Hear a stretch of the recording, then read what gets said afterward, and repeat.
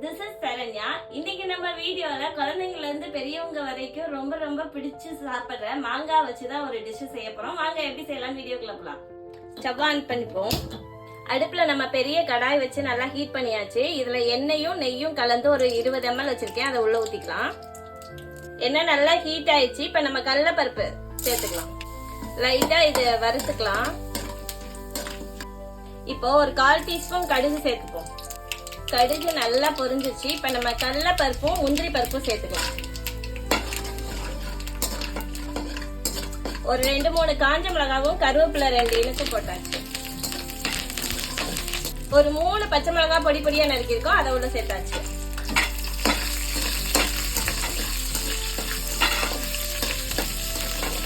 இப்ப நம்ம கொத்தமல்லி நல்லா கை நிறைய எடுத்து தூவிக்கலாம். கொஞ்சமா துளியூண்டு மஞ்சத்தூள் சேர்த்துக்கலாம்.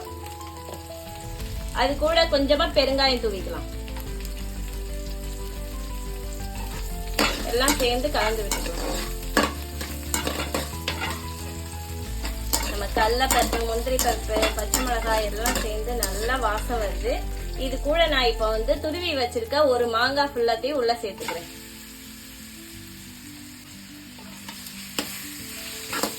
எல்லாம் சேர்ந்து கலந்து விட்டுக்கலாம்.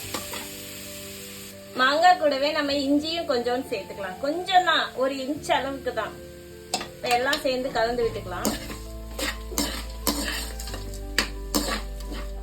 கம கமன் வாசம் வருது. 1/2 டீஸ்பூன் உப்பு உள்ள சேர்த்துக்கலாம். மாங்காய் ஓரளவு வதங்கிருச்சு. இது கூடவே நம்ம சாதம் சேர்த்துக்கலாம். இது 200 கிராம் ரைஸ். இது கூட நான் நெய்யும் சேர்த்திருக்கேன்.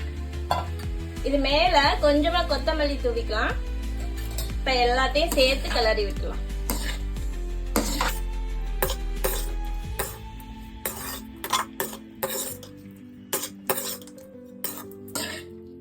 நல்லா எல்லாத்துக்கூடையும் சேர்த்து கிளறி விட்டாச்சு. நல்லா கம கமன்னு மாங்காய் சாதம் ரெடி ஆயிடுச்சு. அவ்வளவுதான், ஆஃப் பண்ணிப்போம்.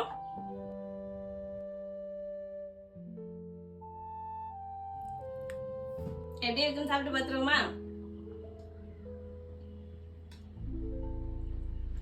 நெய் கூட கொத்தமல்லியும் மாங்காவும் சேர்ந்து செம்ம ஃபிளேவர் கொடுக்குது. மாங்காய் சீசன் ஆரம்பிச்சாச்சு. கண்டிப்பா இந்த சாதத்தை செஞ்சு பாருங்க. குழந்தைங்களுக்கு கொடுக்கும்போது பச்சை மிளகாவை கம்மி பண்ணி கொடுங்க. நம்ம சேனலை பாக்குறவங்க மறக்காம சப்ஸ்கிரைப் பண்ணிட்டு பாருங்க. லைக் பட்டனையும் தட்டி விட்டுருங்க. நெக்ஸ்ட் வீடியோல பார்க்கலாம். தேங்க்யூ.